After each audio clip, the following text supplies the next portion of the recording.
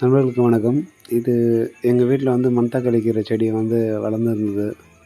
So அது ரொம்ப நாளா மணத்தக்காளி கீரைன்னு சொல்லிட்டு எங்களுக்கு தெரியல. அது எங்க வீட்ல இருக்கக்கூடிய எலி தான் வந்து அந்த கீரைய இது பண்ணியிருந்தது. சாப்பிட்டதால தான் எங்களுக்கு தெரிஞ்சது. ஓகே, இது ஏதோ நம்ம சாப்பிட்ற கீரைன்னு சொல்லிட்டு. அது பழங்கள் பார்த்தீங்கன்னா எப்படி இருக்குன்னு சொல்லிட்டு ரொம்ப புளிப்பா இருக்கும். ஸோ ரொம்ப நல்லது. இத வயித்துல நீங்க வெறுமனே சாப்பிடலாம் அந்த பழங்கள. இந்த மணத்தக்காளி கீரை வந்து வயித்து புண்ணுக்கு ரொம்ப நல்லது இல்லைங்களா? அதனால இது இப்போ வந்து இந்த கீரைய நாங்க சமைக்க போறோம். இந்த கீரைய எனக்கு அடையாளம் காட்டுனது வந்து எங்க வீட்டு எலி தான். அந்த எலிய வந்து கூண்டு கிளீன் பண்ணும்போது இந்த செடி ஓரமா வச்சதால, அதில இருக்கிற இலைகள ஒன்னொன்னுத்தையும் அது சாப்பிட்டுட்டு இருந்தது.